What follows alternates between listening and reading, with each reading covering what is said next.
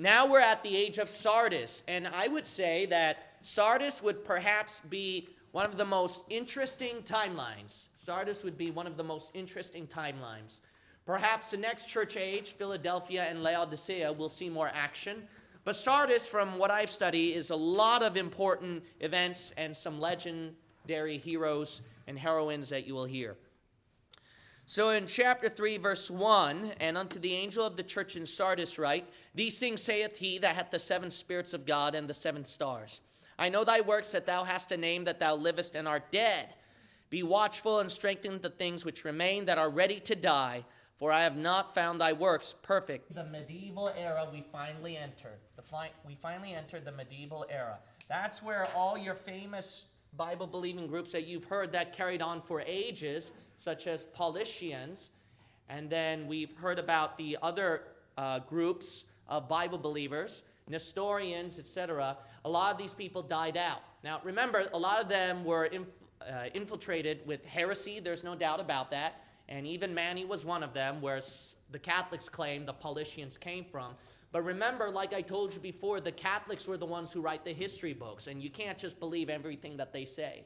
It's like today's news media. They throw out terms on what to call certain people, and you can't believe a single thing what the news media lies about. So they say fundamentalists, and then they'll attribute that to every terrorist out there and every wacky person out there who might have some kind of so-called quote-unquote Christian background.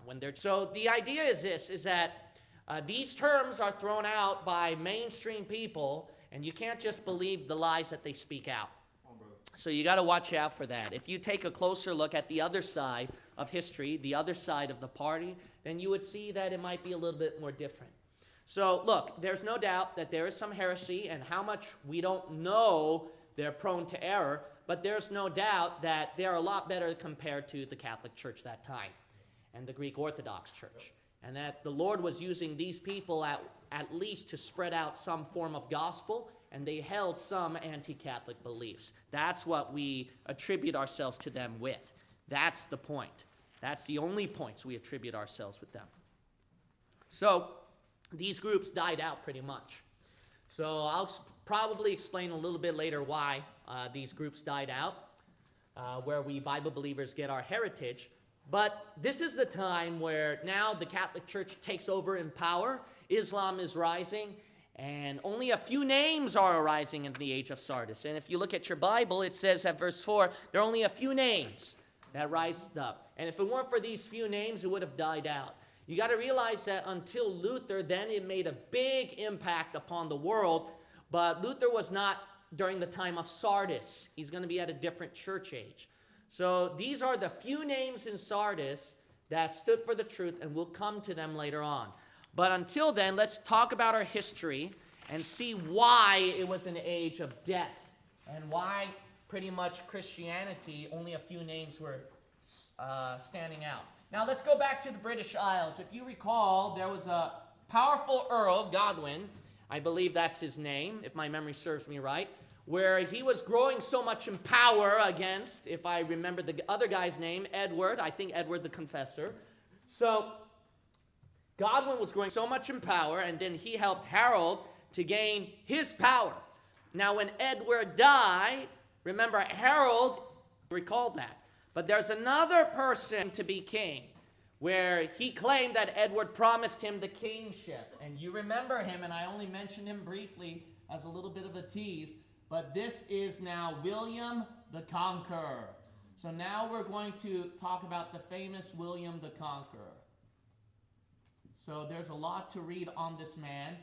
His early years, you can research it yourself. I do not have time to give you all the quotations, but during his early years, it was filled with a life of struggle. As a matter of fact, it's very interesting. His early years match a lot with another famous legend, Genghis Khan.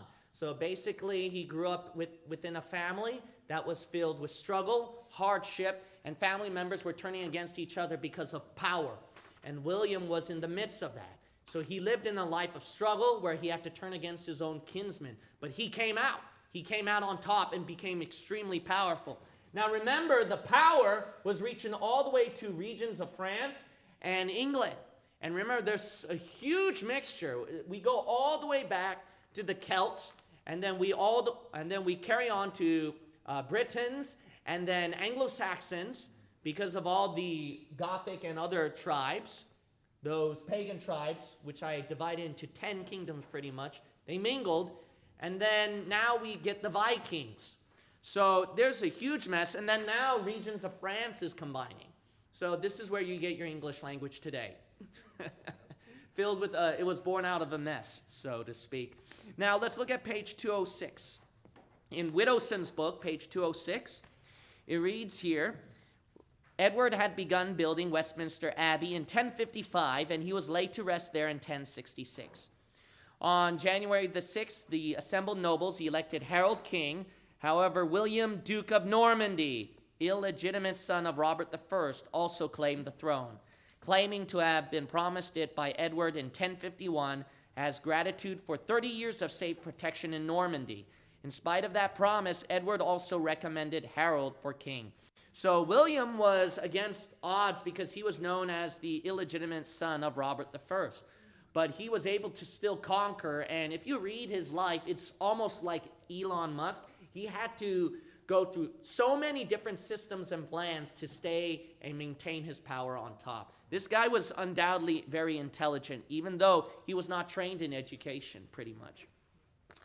So if we continue on over here, it reads, William then claimed that as Harold had accepted knighthood from him, that he, William, was Harold's master and was promised support by Harold for his claim to the throne, because Harold accepted knighthood from William. And there's an interesting story behind that where William actually, I guess he saved Harold's life, so to speak. But that's another story, which I don't have time to get into. But William, how he retained power is obviously, don't forget the Catholic Empire. William appealed to Pope Alexander II, who condemned and excommunicated Harold and granted the throne to William. Tostig, Harold's brother, raised a Viking army to invade from the north under the leadership of Harald Hardrada of Norway, under a promise of the English throne, even though Tostig was allied with William. Harold of England defeated Hardrada's army at the Battle of Stamford Bridge, but was defeated at the Battle of Hastings on October 14th. So let's go down here. The most important event. So Harold was in conflict with William and other people, but the Battle of Hastings was the big key. That is the famous battle that is definitely worth reading about. So I'll give you the full quotation. So the source is found at Britannica. By August, William had gathered his army and his fleet at the mouth of the Dives River. At this point, he probably intended to sail due north and invade England by way of the Isle of Wight and Southampton Water. But adverse winds held up his fleet, and in September, a westerly gale drove his ships up channel. William regrouped his forces at St. Valery on the Somme. He had suffered a costly delay, some naval losses, and a drop in the morale of his troops. The delay, however, yielded a very important benefit for William. What is it? On September 8, Harold was forced to release the peasant army he had summoned to defend the southern and eastern coastlines, leaving them without adequate protection. So on September 27th, after cold and rainy weather, the wind turned in William's favor. William embarked his army and set sail for the southeastern coast of England. The trip was not without incident. William's ship lost touch with the rest of the fleet, but he calmed his crew by supping as if he were at home, and contact with the other ships was made not long after.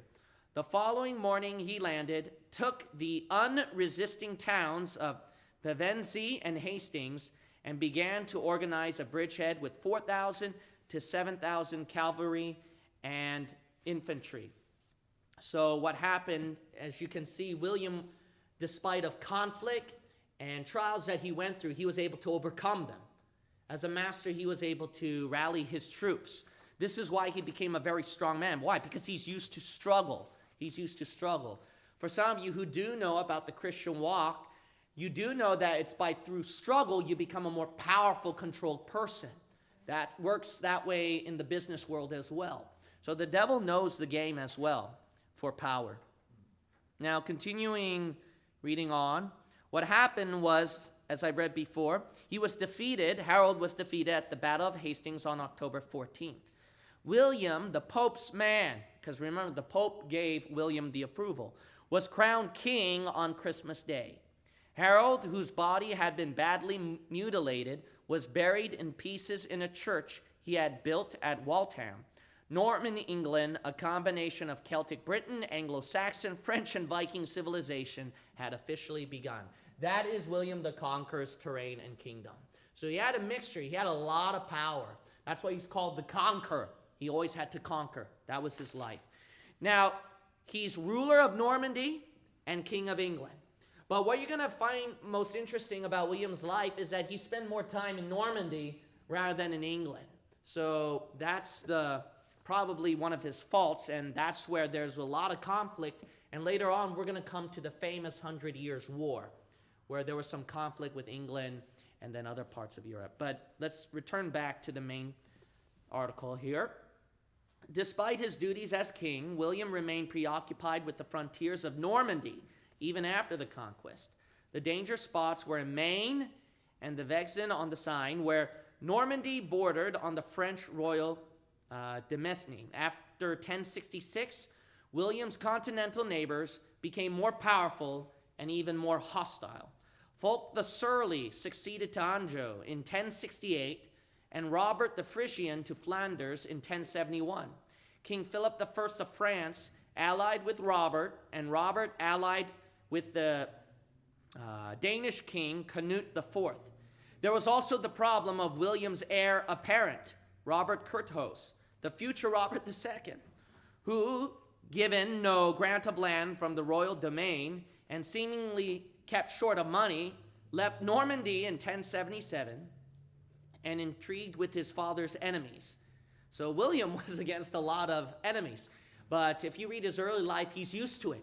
He's used to that. He always conquered. Let's see here. In 1081, William reached agreement with Fulk in the Treaty of Blanchland. Robert Curthose was to be Count of Maine, but only as a vassal of Fulk. The eastern part of the Vexin, the county of Mantes, had fallen completely into King Philip's hands in 1077, when William had been busy with Maine.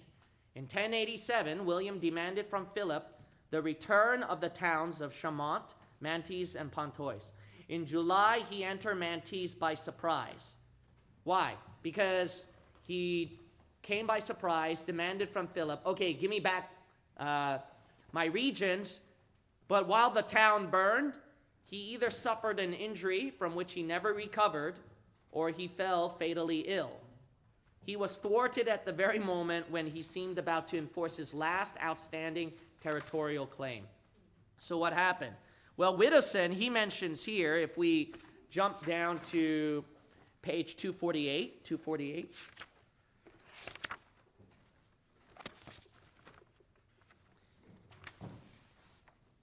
Widdowson, he says it this way. So what a way to end the life with William the Conqueror. He lived his whole life in struggle, in tragedy and hardship, and his ending, he had no better luck, which is kind of sad.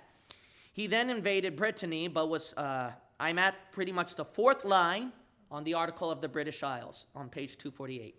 He then invaded Brittany, but was forced to back off due to pressure from Philip I of France, against whom he warred in 1087, accidentally being killed in the... What a way to go, William the Conqueror. What's the point? The point is, it doesn't matter how much you conquer and fight and struggle in your own human ability. All ends in tragedy without Jesus Christ, right? Amen. But a Christian, when he dies in his struggle, those martyrs' books will put you under conviction, right? Yeah. So this is where they became successful and rich. Remember, they were fleeing from their land, and they were getting into different terrains, and they were building money. But now, by this time, some of them were getting rich through a lot of struggle and hardship. Page 242 in Widdowson's work. The state of the Jew in Catholic Europe was little better than the so-called heretic. There were many violent anti-Semitic laws established. Protective barrier played a great part in the pogroms, actions against Jews, including murder, confiscation of property, and exile of the 12th century. Gaul had Jewish merchants from the time of Caesar, and by 600 there were Jewish colonies in all the cities, which at times did happen the way they hoped. Durant says that the main source of hostility toward the Jew may have been, which is very true, economic, with religious differences used to cover the main reason. It's all about money, money, money, money. Okay? Religion is used to cover up. That's what the Catholic Church did. That's what Greek Orthodox Church. That's all it is. That's all it is, friends. No different from churches today. Churches and pastors who try to build up YouTube channels, right? Because they know of a following and they get money. So then they compromise in doctrine to please the audience. They cave in so that they can build up something. This pastor doesn't do that, and you know that. Even though I gain followers, I lose them at the same time. Why? Because I know which doctrines they disagree with. The point is truth. If you really want the truth that badly, you don't care in your previous former beliefs what you're willing to give up and sacrifice says. What is true. So let's skip this down. There's so much to read here. Nations that hunted the Jew from mighty gold-loving Spain to Nazi Germany all met similar fates. That being said, the Third Council of the Lateran in 1179 forbade Christian midwives or nurses to minister to Jews. The Council of Béziers forbade the employment of Jewish doctors by Christians.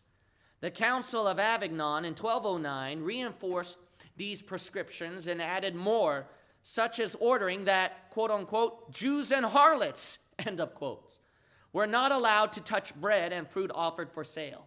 So you notice how the Jews were greatly mistreated. Why? Because going all the way back, the Jews, what did they say? We have no king but the Roman Empire, Caesar. The Catholic Church is an inheritance, and the Lord made them eat their bread. Better be careful. The Fourth Council of Lateran in 1215 ordered that Jews wear something on their clothing to distinguish themselves from Christians. Sound familiar to you? Yeah. Hitler would revive this practice. Denied even the possibility that he would come to earth and live among us, as well as denying the Trinity by his interpretation of God's oneness. He also, like a New Ager, believed that evil is not a positive force, but rather a negative, simply the absence of God or his goodness. Evil to Maimonides was the denial of good. He, like Philo earlier, allegorized many of the literal statements of the Bible. He reads here, like Philo, I believe, Moses Maimonides made a connection between Greek philosophy and God's words, which I also believe is a denial of God's words. Not much different, right, from the other biblical scholars. And today, watch out for that. The Bible told you, beware of philosophy. Philosophy. All right, so this is what went on with the Jews. So they sided with Islam so that they can find favor that time. So let's look at Islam right here. So what did the Muslims do? They were reaching their golden peak era, as you might have already heard. And you might recall that I mentioned to you before that they were able to conquer the kingdom of Jerusalem. And then both the Byzantine Empire and the West Empire, they had problems with the Muslims. The Muslims, they were like conquering lands. And remember, they were conquering Spain. So they're pretty much spreading out. They're pretty much spreading out so much in power. So let's read about the Muslims here. Islam itself went through a golden age of science and culture during the early Middle Ages. This is page 213 of Whittoson's work. That was unheard of in Europe. The Muslim conquerors of Samarkand in the Central Asian steppes, the art of making paper from the Chinese, and the first paper manufacturing plant opened at Baghdad in 794. They brought it to Sicily and Spain, where it moved into France and Italy. It was reported at one time that Baghdad had over 100 booksellers. Mosul in present-day Iraq had, by 950, a library and supplied students with paper. Interesting. Princes in Islamic lands were said to have libraries more extensive than all the libraries of Europe combined. Muslim scholars learned Syriac and Greek and delved into scientific studies. including even the study of Sanskrit. Excelled in every science, from astronomy to medicine, and gave us the name for the mathematical science, algebra. Muslims traveled around the known world, and map-making was a great endeavor. Many of their scientific achievements, copied from and improved upon from the ancient Greeks, Persians, Indians, and Romans, were then copied by the Europeans. Let's skip down here. Even though Islamic art and architecture became majestic, from the Alhambra in Spain to the Taj Mahal in India, music first had been a sin in Islam, but became distinctive and unique, however, is hardly understandable to the Western ear. The Islamic Empire stretched from Spain to India. That's how big they were. It was rich with architecture, science, literature, and the countries it dominated were usually ruled well and places of tolerance for religions other than Islam. As all things created by God and not God tend to do, it started to fall apart. The great Seljuk Sultan, or King Malik Shah, who ruled from 1072 to 1092, was blessed with a great prime minister named Nizam al-Mulk, who ruled for the Sultan in Baghdad. He, by all accounts, was a beneficent leader to his people and even wrote a manual called Book of the Art of Rule, or Siyasat Nama. He was assassinated by a member of the religious sect of murderers called Hashashin. Now, if you hear that, what's in your mind? Who enticed their young disciples. So this term Hashashin was used where it enticed their young disciples with earthly scenes of the Islamic paradise consisting of drugs and women. We know that, right? And demanded obedience to kill whomever the leaders required. We get our word assassin from this group, who legend has it were even hired by Richard the Lionhearted, crusader and king of England, to kill one of his European enemies while on a crusade. Okay, so let's skip down to page 221. So then if the religion of Islam reached all the way here, and they had such richness, then Africa has to have such richness too, right? Yes, absolutely. So page 221. Now let's move to the sub-Saharan Africa. That is part of Africa below the Sahara Desert. All here, gold. That's where they get all the gold. Let's skip reading down here because I don't have much time. Remember, the character Othello in Shakespeare's play is considered by most to represent an African operating as a general in the service of Venice against Turkey. 3 powerful states emerged in Africa during the time period we are discussing. These empires were advanced cultures by any standard. The economic life of these African nations revolved around agriculture, manufacturing, and international trade with rulers exercising their authority through powerful standing armies. The wealth of Ghana, this is the 3 kingdoms that you want to know. The wealth of Ghana, Mali, and Songhay came from the trans-Saharan trade whose basis was gold. While goods and luxury items flowed south from the Islamic countries to the north, gold was sent the other way. Ghana is first mentioned by Arabs in 800 AD and for 3 centuries reaching the peak of its power in the 11th. The rulers of Ghana were the main suppliers of gold for North Africa and Europe. And it was said by al-Bakri, an Arab geographer in 1067, that their king owned a nugget of gold so large he could tether his horse to it.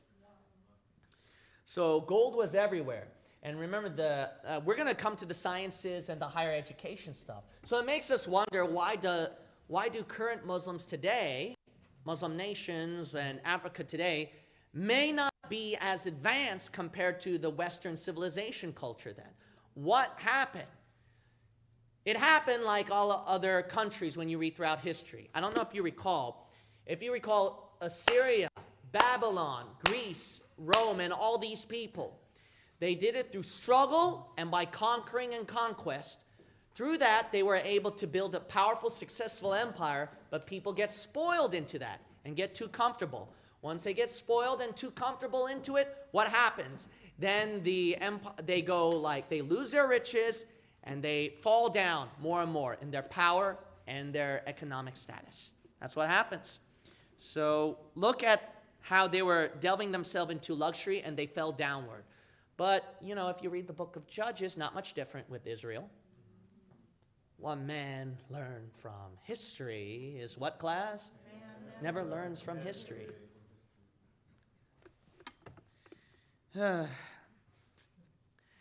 Ten-Kamenin ruled Ghana in the middle of the 11th century. So this is the big name you want to know. And had an army of 200,000 men and lived in a castle decorated with sculpture and painted windows. Finally, Ghana fell to Mali. Now we come to here. And who are the big rulers you want to know? Let's see here. Which started out as a small state of the Mandingo tribe on the Niger River. Two men made Mali famous in history. Sundiata Keita and Mansa Musa. Keita made the small state a great empire. Musa, who came to power in 1307, produced one of the greatest countries in the medieval world. The most famous event in his reign was his pilgrimage to Mecca, something Muslims are expected to attempt to do at least once in their lives if they are able. He had an entourage of 60,000 persons, including 12,000 servants. 500 servants, each carrying a 6-pound gold staff, walked in front of him. 80 camels bore 24,000 pounds of gold, which the Black King distributed as alms for the poor and gifts. It is said that his generous contributions of gold wreaked havoc in Egypt's economic system for a while. He is also credited with building great buildings in Timbuktu. Mali declined in importance in the 15th century, and in its place, the Songhai arose. Askia Muhammad was their greatest leader. He took power in 1493 and ruled for 19 years, ruling a realm or kingdom larger than all of Europe, and including most of West Africa. Now, did you hear that? So this man right here was ruling a kingdom where it says a realm or kingdom larger than all of Europe, including most of West Africa. That's really huge. So Africa is a very powerful kingdom and has rich history. Not much you know about. What went downward, interestingly, well, I'll read that later, okay? Let's come down here, okay? It'll tell you. Timbuktu, during Askia's reign, was a city of 100,000. The Sankor Mosque and the attached Sankor University were the center of intellectual life. Arab and African chroniclers, Christian and Muslim, like Leo Africanus, wrote extensively of the wonders of the city. People supposedly came from all over the Muslim world to study law and surgery at the University of Sankor. Es-Sadi, a Timbuktu scholar, said that his brother came from the city of Jannah to have cataract surgery on his eyes at Timbuktu. It was successful. By the way, Es-Sadi was supposed to have had a library of over 1,600 books. Leo Africanus, writing in the 1500s, said that there were numerous judges, doctors, and clerics, religious leaders such as priests in Catholic Christianity or imams in Islam, who received good salaries from the king. He went on to say there was a big demand for books imported from North Africa. So a lot of stuff here. Greek, Arabic, Greek, and Latin. Let's skip down here. Timbuktu, like all great cities, was also a place of vice and pleasure. Musical orchestras consisting of male and female singers were present. Men and women were fond of jewels, and dramatic displays of dancing, fencing, and gymnastics were common. Chess was so popular that it is said that a Songhai general admitted to losing a battle because he was so engrossed in a chess game that he ignored the reports of his scouts. All right, see how spoiled these people are? Askia was disturbed by the licentious and often drunken lifestyle of the city, but was unable to curb its excesses. Social dissolution and growing fat and soft on good living were part of the reason for the decline of the West African states in the 17th century. But here's an interesting reason that you want to know, because what came out soon after that? I suspect, though, and this is just my own conjecture, that the transfer of the source of gold for Europe from Africa to the Americas provides an economic reason for the fall of Africa, 1. Second, the slave trade, 2. And European colonization finished the process. That was why the Western powers took over.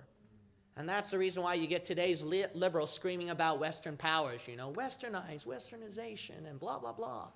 So that's where it comes down to. Now, on the eastern side of Africa, the city of Ashum struggled for control of its Arabian provinces, particularly Yemen on the Arabian Peninsula against the native Arabians. This struggle consumed the years 400 to 525. King Ella Abeha appointed Abraha viceroy of Himyar in the southwest Yemen about 545. He was successful in retaking most of Yemen, for Ashum, that's how they pronounce it, but was in conflict with the Persian Empire from the north. Along the Nile River, the kingdoms of the Sudan, Nobasha, Makwara, and Alwa all adopted Christianity as their state religion between 543 and 575. Now, I don't know if you recall, remember the Nestorians had a huge revivals going on. Remember the Ethiopian eunuch from Acts 8 went down here, and Ashum is connected with Ethiopia. So see, there was Christian churches over here, or at the least heretical Christian churches because of wrong doctrine infiltrating and rising. But the point is that what became of the churches during the time of Sardis, see, it became dead now. Islam was taking over more and more. Let's keep reading. Abraha finally tried to extend Ashumite dominion over Mecca itself, but his attack was repulsed in 570. Despite military aid from the Byzantine Eastern Roman Empire, Ashum was unable to hold onto its Arabian provinces by 585 due to Persian intervention. Small kingdoms developed along the Red Sea coast from Ethiopia to Egypt. Among them were Kata, Jarin, Baklin, Najis, their influence on the coast of East Africa, and Mogadishu began to arise as an important trading settlement. So, Ashum, if you recall from a long time ago, previous discipleship classes, that was one of the most powerful regions during the early eras of Christ, or the beginning years after Christ.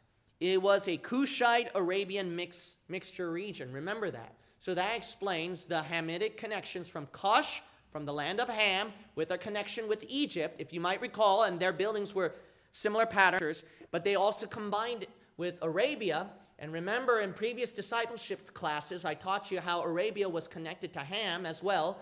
And remember, in the Genesis account, first mention of slavery was Ishmael's line. So it's a whole combination of mixture here. That's where we get, once we hit the Civil War days and later on in America, where the Westerners picked it off there. They picked it off because they were delving out of the riches from Africa. And Westerners were colonizing everywhere and were squeezing and juicing all the power. So that's your interesting history of Africa. A lot of interesting history that you didn't know about before about Africa. But that was their riches. But it's not much different from previous nations, right? You get rich, you get fat and powerful, and then you waste your power, then you fall apart. Okay.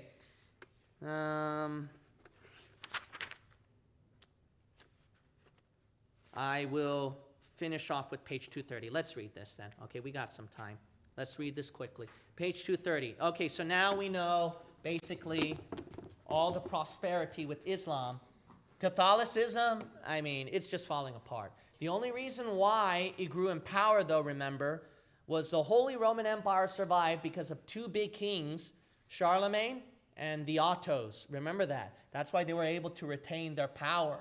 So that's why they were able to grow their power too and survive despite of the mixtures of the 10 pagan tribes and all the divisions of the lands. It was all done through religion. So even though the rulers and kings were all divisive, they all believed in religion because the people believed in religion. So that's why the kings will bow down to the popes. And we're going to see during the time of Sardis, that's why the Roman Empire, and being hunted like wild game. It's those guys that were the thorn of the sides of the Holy Roman Empire. But we're going to come down to those guys later. Therefore, the average medieval child was baptized as a baby, having made no profession of faith, nor even knowing what was happening to it, and was immediately subject to the laws of the church. Every child received a Christian name, usually the name of a bona fide Catholic saint. Saints for the Catholic Church were different than saints in the Bible, obviously, because all saved believers, they're called saints. But in the Roman Catholic mythology, any important person in the church or martyr, or even a pagan god brought over from the old religions would become, at the order of the Pope and the church hierarchy, a godlike entity that would bestow blessings on those who pray to him or her from the other side of death. There was an extremely high infant and childhood mortality rate, so that many more children died early on than survived to adulthood. Families lived close together, and cousins, aunts, uncles, and grandparents were always near to instruct, train, and raise the individual to be useful to their small society. Christian ethics, that is, Catholic ethics, were taught to every child of the church. With some men taking holy orders and entering a monastery, a home for monks, and women entering a convent as nuns, called a nunnery in some early literature, sexual custom became even more confused due to the unisex isolation. So much so that in 1177, Henry Abbot, head of a monastery of Clairvaux, wrote of France that, quote, ancient Sodom is springing up from her ashes. Wow. Read the next page. Throughout Europe, in spite of the nominal adherence to the church's precepts, and with the lack of the born-again experience of the Bible and a daily relationship with the Lord Jesus Christ, promiscuity and sexual immorality were as common then as they are today. You get liberals criticizing about the Puritan beliefs and then the cleanliness beliefs of, abstaining from sex, etc. But to be honest, no, it's not much different. There were just no billboards, radios, television, or movies praising the virtues of sin that time. But trust me, if you go to the empire that time, no matter how holy these men are, they're a bunch of perverts. During that time, they were. Youth was brief and risky, and marriage came early in medieval Europe. A child of 7 could consent to a betrothal. A commitment to marry and engagements such as this were often made to protect the inheritance of property. He gave an example of a rich noble at age 4 who died at age 6. She was married to another who also died, and at age 11 she was married to a third. So that's how it went during the medieval era. The union could be annulled at any time before the child was old enough to consummate the marriage, which for girls was usually 12 and for boys 14. The consent of the parents was not necessary according to the church if the children were of the age of consent, which at times could have been 15 for girls. Marriage was often an economic necessity. All right, let's skip down here. We're not going to read all of that. It wasn't until the Council of Trent in 1563, the great act of counter-reformation against Protestantism and the Anabaptist sects, that a priest was required to be present. Marriage between a Catholic and an unbaptized person was forbidden, although marriages between Christian and Jews were not uncommon. The church permitted separation for adultery or cruelty, and this was called by the Latin divortium. But not until Pope Innocent III refused to grant a divorce to Philip Augustus, the King of France, was the church powerful enough in the realm of marriage to forbid local customs regarding actual divorce and remarriage. Church beliefs were harsh on women. To priests and theologians, much like the ancient Greeks, a woman was a necessary evil, a type of Eve who was accused of bringing man down, and according to Thomas Aquinas, a famous Catholic theologian, still Satan's preferred method of leading men to hell. Civil law in the medieval period was even harsher than church law for women. Now you notice why liberals get hard on today's Christians. They all go from the Catholic Church, which is not Christian. Where are you getting your history from? That's like me being a racist and then making fun of Muslims attributing to Buddhist history. then how would the Muslims feel? We're different from Buddhists. I mean, wouldn't that be such a racist thing for me to do? Isn't it racist of the liberals to attribute us Christians with the Catholics? That's racism right there. Now, I know that's not the right term, okay? But just put up with me, okay? But you know what I mean, right? You know what I mean? Yeah. I mean, with Christians, it's okay. But when you come to the other people, like the Muslims, the Buddhists, and all these people, no, you got to distinguish. There's a difference between. Why don't you do that with Christianity, you bunch of morons? I'm sick and tired of seeing in statistics Christianity as the largest religion with all these numbers, and you just flood a bunch of cults in there with Roman Catholicism and us. Sick and tired of that. All right, reading back over here. Women could be beaten by their husbands, often could not give a testimony in court, and a person was fined only half of what was expected for a crime against a man if a woman was the victim. Let's skip down here. Generally speaking, life in medieval Europe was bleak, without much comfort, and very short. The home was simple, often with few windows, protected by wooden shutters, and heated by one or more fireplaces. Drafts came through many cracks in the walls. It was not uncommon to wear warm hats and fur indoors in the winter. Furniture, although often well-made, was also rare in the home. Chairs were few and low-backed, and carpets were unusual before the 13th century. Usually a floor was strewn with rushes or straw, and the common house would have smelled very bad by our standards today. Thick tapestries instead. You want the mic? Yeah. This one. All right. Make sure that my battery's full. Is this art? Okay. Yeah, okay. All right, I'll just read that. All right. Cleanliness was not considered important, and the early Roman Catholic disdain for the pagan baths of ancient Rome discounted their use or the care of the body at all as being carnal and worldly. Modern handkerchiefs were unknown as sleeves were used. The common person rarely, if ever, submersed him or herself in a bath. However, the people of the cities began to see public baths in the 12th century, and it is said that the Parisians of that century bathed more frequently than they did in the 20th. So that's interesting. Let's see here. Another result of the Crusades was a public steam bath being introduced into Europe from the Middle East. Monasteries, feudal castles, and the homes of the wealthy had latrines that emptied into cesspools, but the common man used an outhouse, many of which served more than one family. Chamber pots were unceremoniously dumped into the streets, sometimes from upstairs windows, and often with unpleasant effects for pedestrians walking below. Horses and all sexes shared the same room.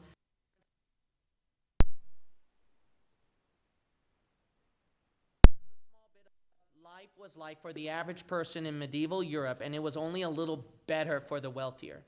So what's going to comfort and personal hygiene were very rare commodities and not much regarded as important.